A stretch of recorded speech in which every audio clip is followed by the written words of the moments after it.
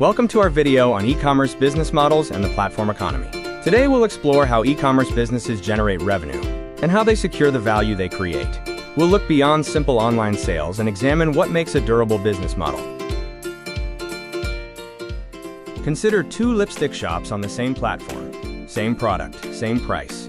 1 year later, one has 40,000 anonymous buyers, while the other has 9,000 buyers with detailed data on why they returned. Who keeps the long-term value created by these transactions? 10 billion VND in revenue can represent two very different businesses. A marketplace-led model might yield only 8% before staff costs, while an own channel model could yield 18% plus an invaluable customer list. Revenue is an outcome, not a model. Channel choice is a strategic business decision. It forces us to ask, who owns the demand? Who owns the data? What is an order actually costing, including all fees and subsidies? And finally, what capabilities survive if the platform changes its rules tomorrow? By the end of this video, you will think like an e-commerce business analyst. We will progress through 4 analytical layers: classifying the model, explaining its economics, analyzing the platforms, and deciding on the strategy. Our reasoning chain is simple: create, deliver, capture, and decide. These 4 layers are often confused. First, the relationship type, like B2C or B2B. Second, the market structure. Third, the revenue mechanism. And fourth, the control point, which determines who actually captures the value. Mastering these definitions is key to business analysis. A durable model must excel at creating, delivering, and capturing value. If you want to test your business model, ask this diagnostic question. If the business disappeared tomorrow, what exactly would customers lose? If the answer is nothing, your model may be fragile. Digital commerce creates value by removing bottlenecks. These include search, aggregation, trust, transactional friction, time, and personalization. Successful businesses don't need to lead in all 6. They just need to solve the right ones for their specific customer base. Remember, the most effort doesn't automatically mean the most profit. Value is captured where the control point sits. Whether it's demand, brand, data, infrastructure, or setting a standard, you must build at least one control point that you truly own. B2C, B2B, C2C, and D2C models have vastly different economic requirements. From buyer types and order values to decision timelines and key metrics, each segment demands a unique approach to how you manage your operations and your customer relationships. B2C models strengthen when physical assets become digital advantages. For example, Walmart has seen significant e-commerce growth by using its existing store network as a fulfillment center for online orders, successfully blending digital discovery with physical delivery speed. B2B is the largest segment but requires a different design than B2C. You are dealing with higher order values, negotiated pricing, multiple decision makers, and trade credit. Reliability and deep system integration are vital because, in B2B, one defective batch can halt a client's production. In C2C transactions, trust is not just a feature, it is the core infrastructure.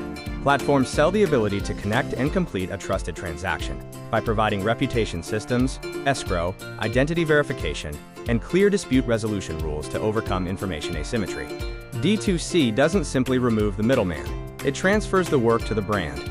While you gain customer data and control, you must now absorb advertising, logistics, customer service, and data analytics. This model works best with thick margins and high repeat purchase rates. Finally, remember that a revenue model is just one layer of the business. Whether you use commissions, advertising, subscriptions, or value-added services, the effectiveness of your choice depends entirely on your stage of growth and your underlying control point. Revenue mechanisms often develop in a specific sequence. Starting with transaction fees allows for low barriers to entry. As traffic grows, advertising becomes viable. Eventually, data infrastructure and financial services allow for maturity. Remember, charging subscription fees before you have clearly demonstrated value can stifle growth.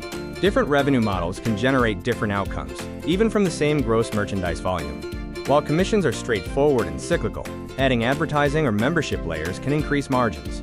Financial services, such as credit products, represent a more mature stage but introduce new risks that require careful management. In subscription businesses, churn is the single most important variable. It fundamentally rewrites your entire model. A small increase in monthly churn significantly reduces a customer's lifetime value and extends the payback period on your acquisition costs, making retention the most critical driver of long-term profitability. Churn compounds over time, which can easily hide a shrinking core. If you rely on rapid customer acquisition to mask high churn, you might miss the signs that your product is not retaining users. Always examine cohort curves to see if newer groups are truly performing better than older ones. Scalability depends on the cost of serving each additional customer. Pure digital marketplaces have low marginal costs, allowing scale to amplify profits. Conversely, retail and logistics-heavy models often face rising costs per order. Scale there can actually amplify losses, unless you achieve significant operational efficiencies. It is important to distinguish between pipeline and platform models. A pipeline business handles the product through a supply chain, bearing inventory risk. A platform business sits beneath the interaction, focusing on supplying infrastructure, balancing the sides of the market, and setting the rules for participants. A platform must perform 4 functions simultaneously: attract relevant users, match them effectively, facilitate smooth transactions, and govern the community. While many platforms focus on the first 3, effective governance, maintaining trust and quality, is the most crucial, yet often the most overlooked, function of a successful platform. The marketplace flywheel is challenged by a chicken and egg problem. Buyers won't come without sellers, and sellers won't join without buyers. To break this loop, you must strategically subsidize the bottleneck behavior, not just registrations, to build enough initial liquidity to generate self-sustaining network effects. There are several strategies to overcome initial adoption barriers: subsidizing one side, seeding supply, narrowing the target market, or piggybacking on existing channels. The best platforms often combine 2 or 3 of these approaches and ensure that incentives are tied directly to meaningful activity, rather than empty growth. Network effects are double-edged. Cross-side positive effects are well known, but negative congestion effects, like too many sellers triggering price wars or excessive ads degrading the user experience, can destroy a platform. You must actively manage density and quality to ensure the market remains healthy as it scales. Winner-takes-most outcomes are not inevitable. They are influenced by factors like multi-homing costs, the degree of demand fragmentation, and institutional regulations. When analyzing your market, avoid using inflated platform-specific metrics as a proxy for the entire industry. Always question the denominator in your market share data. Governance is about market design, not just back-office administration. It covers everything from entry standards and fees to ranking algorithms and dispute resolution. If a platform also competes as a seller, it risks tilting the rules in its favor. Trust depends on transparent rules and a fair appeals process.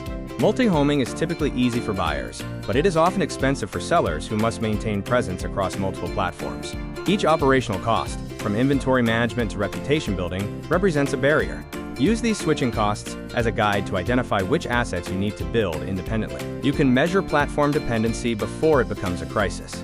Look at revenue concentration, traffic sources, data ownership, and your exposure to policy changes. If a single platform controls too much of your operation, use it to scale, but simultaneously invest in building your own brand, CRM, and supply chain capabilities. Vietnamese commerce is rapidly evolving into a blend of search-based and discovery-based models.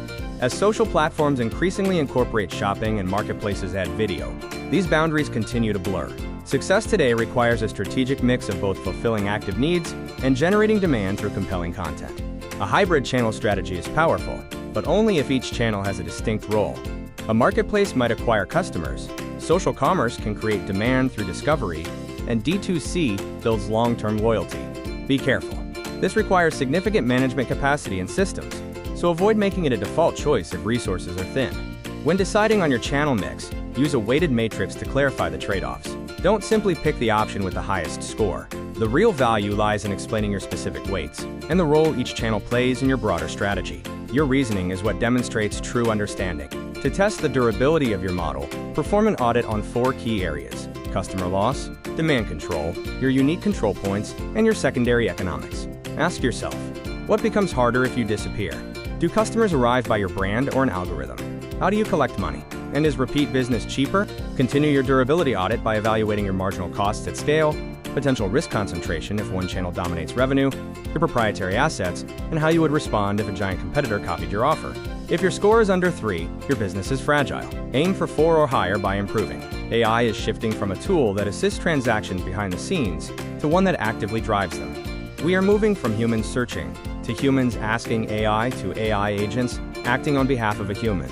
This forces us to focus on data quality and machine-actionable transactions. As agentic commerce grows, the next customer may not be human. This creates a new strategic question for your brand. How do you design your product and your data so an AI agent chooses you?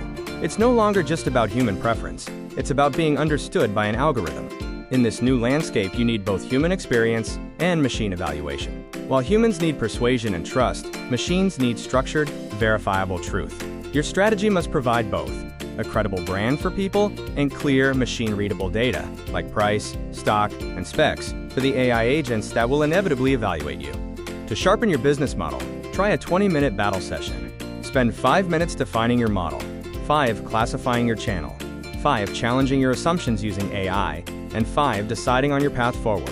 Remember, in this exercise, marks are awarded for your analysis and your evidence, not just for a pretty deck. Consider the Shopify case as a gold rush metaphor. They don't sell gold, they sell the picks and shovels. By providing the infrastructure for independent commerce, they capture value through operating capability, allowing them to scale without needing a traditional marketplace buyer-seller network. It is a powerful lesson in finding a different control point. Shopify aligns 2 distinct revenue layers. Fixed subscription fees provide predictable income, while merchant solutions capture value as their clients succeed. This design allows them to thrive by empowering others, focusing their control point on technical switching costs and infrastructure, rather than struggling to control consumer traffic. The infrastructure model is robust, but vulnerable. Merchants must generate their own demand, and small merchant churn remains a persistent risk. As you analyze such models, consider the ultimate trade-off. Should an infrastructure business move into the marketplace business? What would they gain, and what trust would they break in the process? Let's summarize. Transaction types are not revenue models. Platforms require more than just selling goods. They need governance. Network effects have limits. Platforms create dependency. Social commerce drives demand. Choose distinct roles for your channels. And finally, recognize that AI is now a participant capable of acting on its own. To close, remember this: use platforms to scale, but build assets to survive. You must have a reason to be chosen, even by the next AI agent. A truly durable business is not just the one that sells the most today, but the one that secures a control point for tomorrow.